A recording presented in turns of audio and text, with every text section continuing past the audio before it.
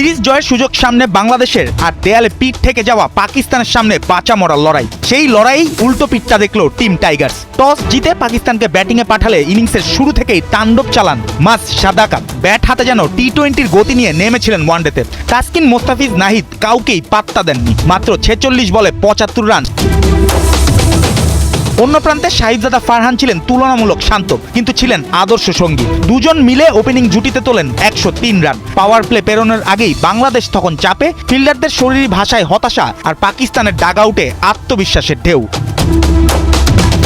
তবে ম্যাচ পুরোপুরি হাতছাড়া হয়ে যায়নি তখনও। মিরাজের বলে সাদাকাতের বিদায়, এরপর তাসকিনের আঘাতে ফেরেন ফারহান, কিন্তু তারপরেই শুরু হয় সালমান রিজওয়ান শো। দুজন মিলে চতুর্থ উইকেটে করেন 109 রানের জুটি। রিজওয়ান খেলেছেন 44 রানের ঠান্ডা মাথার ইনিংস, আর সালমান যেন ছিলেন একদম কমান্ড মোডে। 64 রান করে ইনিংসকে টেনে নিয়ে গেছেন শেষ ভাগ পর্যন্ত। বিতর্কিত রান আউটে সালমান ফিরলেও ততক্ষণে পাকিস্তান তাদের কাজটা সেরে ফেলেছে। রিশাদ হোসেন অবশ্য চেষ্টা করেছিলেন লড়াই ফেরাতে, নিয়েছেন 3 উইকেট। শেষ পর্যন্ত বাংলাদেশের লক্ষ্য দাঁড়ায় 274 রান।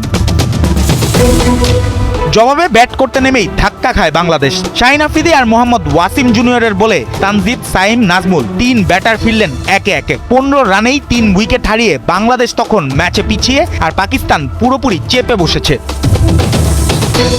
এরপর নামে বৃষ্টি, খেলা বন্ধ, অপেক্ষা, অনিশ্চয়তা, তারপর নতুন সমীকরণ। 32 ওভারে 243, অর্থাৎ মাঠে ফেরার পর বাংলাদেশের সামনে শুধু টার্গেট না, একদম দৌড়ের উপর দৌড়। এই পরিস্থিতিতে লিটন দাস আর তৌহিদ হৃদয় কিছুটা প্রতিরোধ করার চেষ্টা করেছিলেন। লিটনের 41 আর হৃদয়ের 28। স্কোরবোর্ডে সংখ্যাটা বড় না হলেও লড়াইয়ের মানসিকতা বোঝানোর জন্য ছিল যথেষ্ট। সাদাকাতের বলে লিটন এলবিডব্লিউ, আর সেখানেই ভেঙে পড়ে বাংলাদেশ। টাইগারদের আসা যাওয়ার মিছিলে 74 রানে 3 উইকেট থেকে 114তেই অল আউট। শেষ 41 রানে 7 উইকেট।